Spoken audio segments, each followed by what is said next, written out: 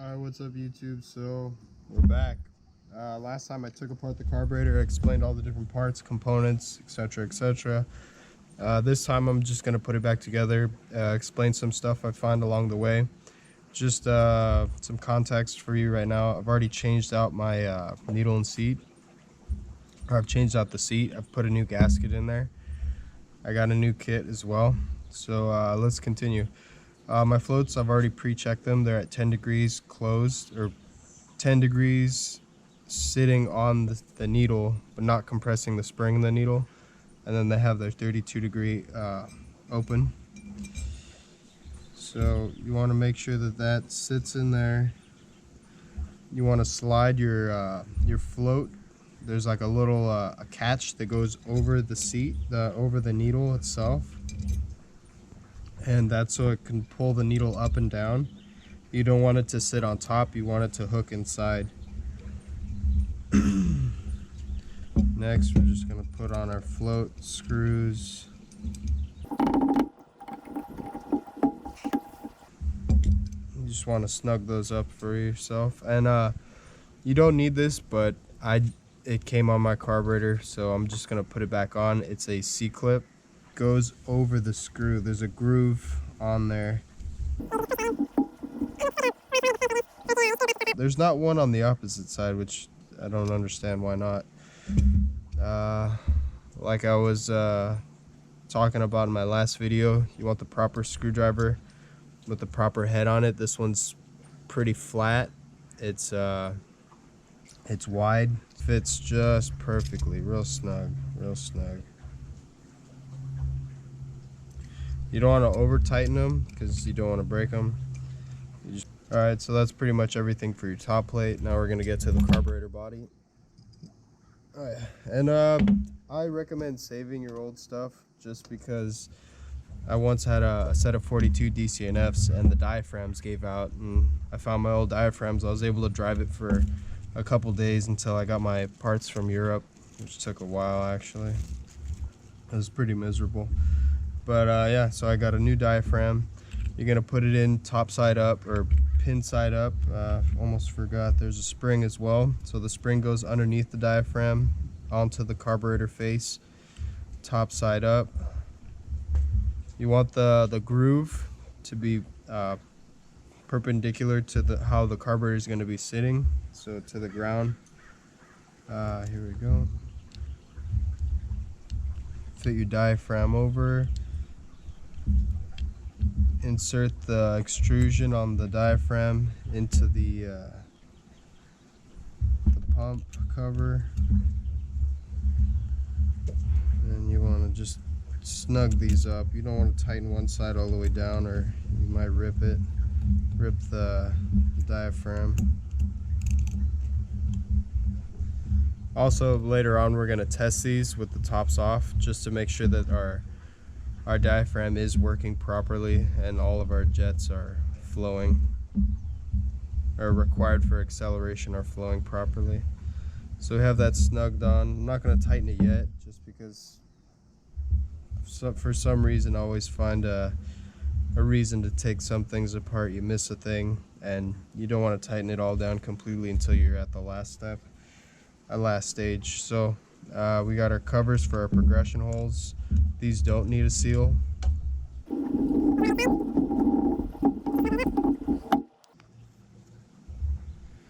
Let's get to the top. So I apologize, in my previous video I was talking about some check valves. There's actually another set of check valves which are just ball bearings, and they go up top here.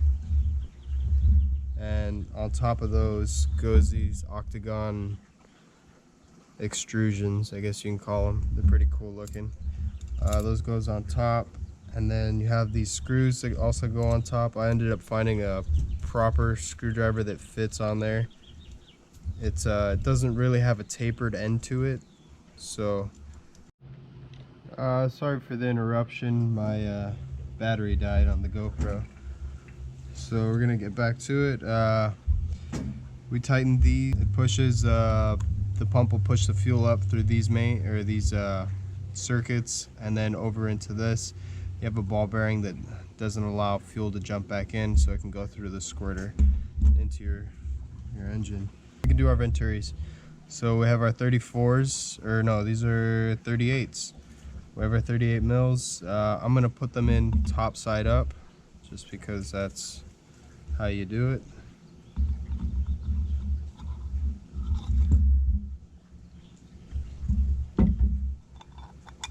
You also want to, there's a little dimple on the venturi. You want to line that up with this hole down here, the little spring-loaded needle that holds your venturi in place. What it does is just keeps it from jiggling around. It makes your carburetor last longer from premature wearing. Make sure you have it top side up. You want to see the 34s, or you can check the dimple. That's another way to tell if you have your venturi on correctly.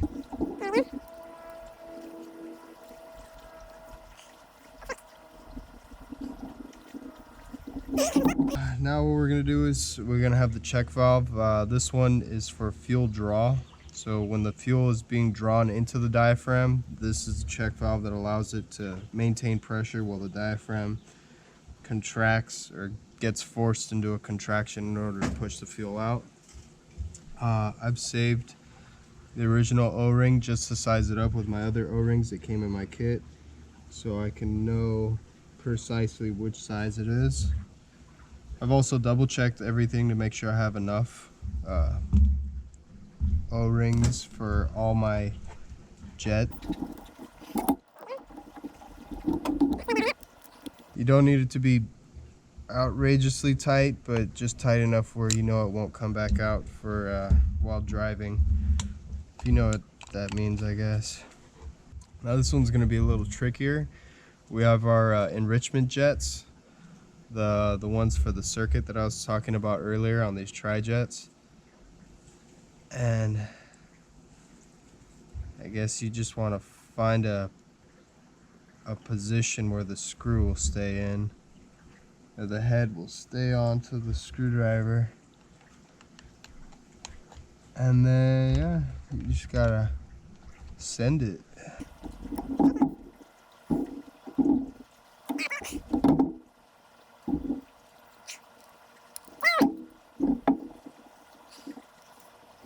So we have our air mixture. We have that little brass washer that I was talking about that you don't want to lose. You want to find the right size O-ring. There's one. That's number 2. Now this one's going to be a little more sleight of hand. You don't want it to hit against the sides and move the O-ring around.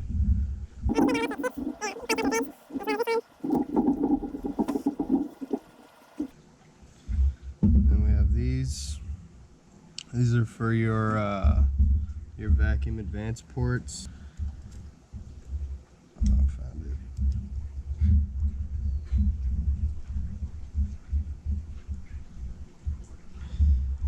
Now I can tell that this isn't the right one because it's too big.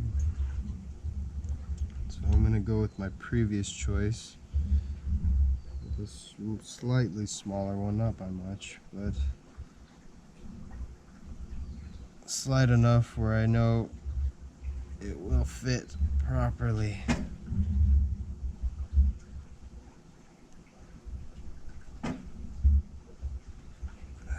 There we go.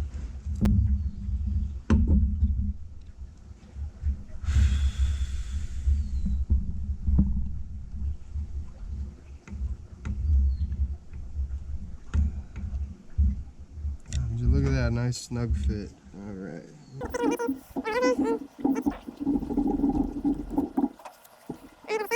Now we're gonna go ahead and do our accelerator pump needles. I'm gonna grab one of these felt paper / hardened paper-like material gaskets. Let's see, we're going to find all the ones with the corresponding size. Alright, so it looks like those 2 are thicker than the other ones. This one fits. Boom, boom. So we got that. We put that on here. We have one of these gaskets that's the same size as this one, or these pair. Yes. And they just fit over the end like that. Also, you'll notice on this accelerator pump, there's a little groove at the top that's flattened off, so it's not a full circle. So there is a little piece, and you want to make sure that that flat piece is on the top part, or you'll be spending hours trying to figure out why you're...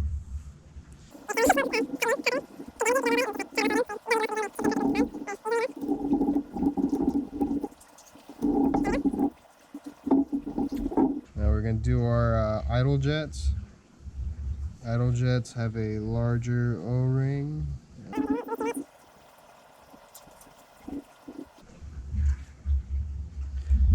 We got those set up, and it goes on the top shelf.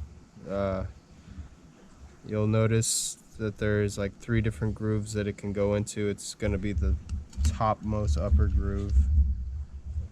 We'll snug that on there, make sure that seals. Get this on here.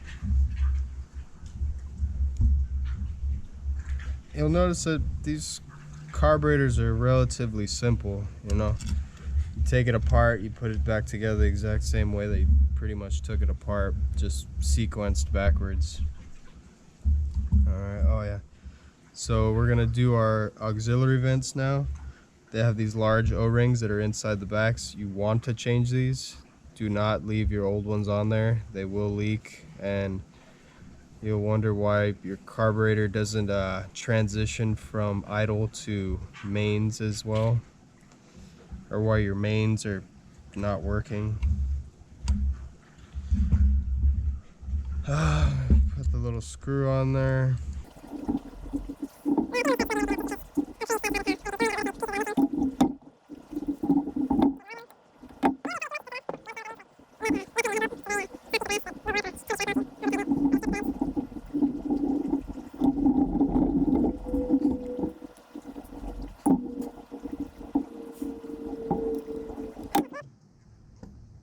And don't be worried or alarmed if you have a bunch of extra gaskets. Some of the gaskets, or this is a universal kit, so I know that there's going to be extra gaskets for other types of carburetors. But for the most part, that's everything. Let's see. These mains, they don't use gaskets. I have my little rubber nipple for the vacuum port. I'm going to put that back on. Okay. Just give it another inspection, and then you can just go ahead and begin tightening everything down just to make sure it's all snugged.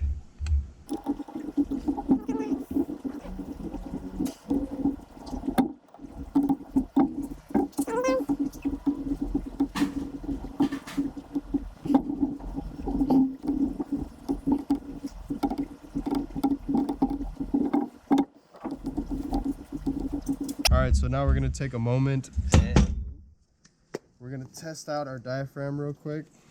Just a quick, easy way to do it is fill your carburetor with a little bit of carb cleaner or brake cleaner. Ethanol based or alcohol based. There we go.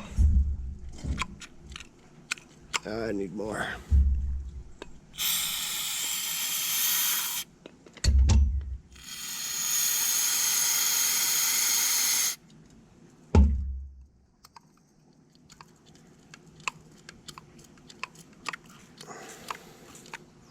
Look at that, we got sprayage. You want to make sure it's a consistent, strong, solid spray. Yes. Alright, that's enough playing around. And just so you don't get any gunk buildup, you want to empty this out.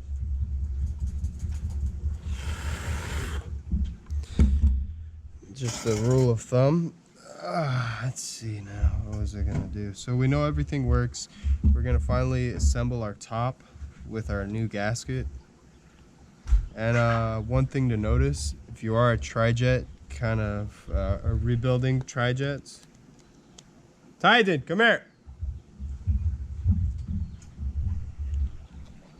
If you're rebuilding Trijets, you're gonna want to make sure that these holes are open at the top, here and here on your gasket. The reason for that is you still need to be able to draw air from there.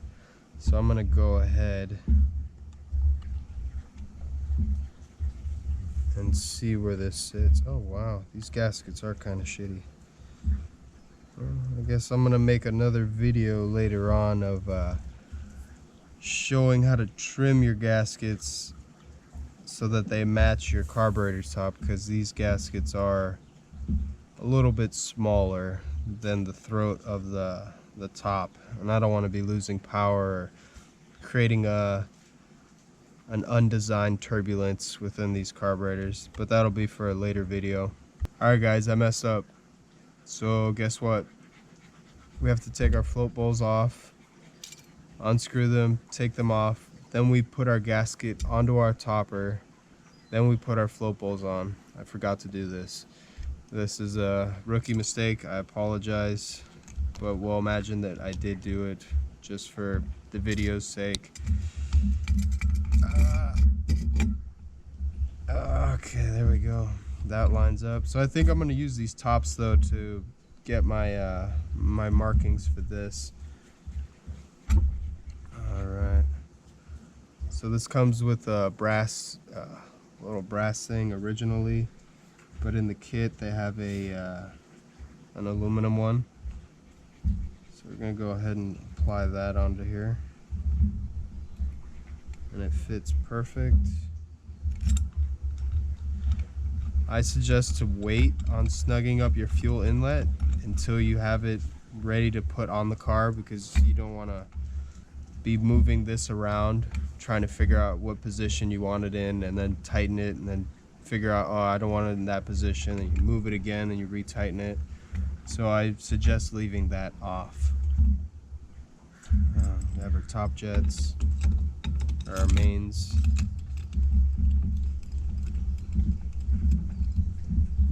And then of course we have the 5, these 5, boom, boom, boom, boom.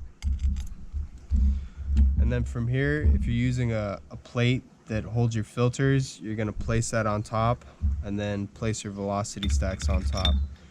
But for video's sake, I'm not doing that right now. These things are, I'm still researching which type of linkage I want to use with these. If I'm gonna go with the old school hex bar from, there was an original Dellorto design, or use a vintage craft one which doesn't need the arm. It just really depends, preference, and I guess what car you're using too helps, you know, depending on which linkage you have, gives you a little more room, where room is kind of a stress relief, because if you're working in a really tight space and you have a linkage that doesn't work well in that area, then you just get stressed out.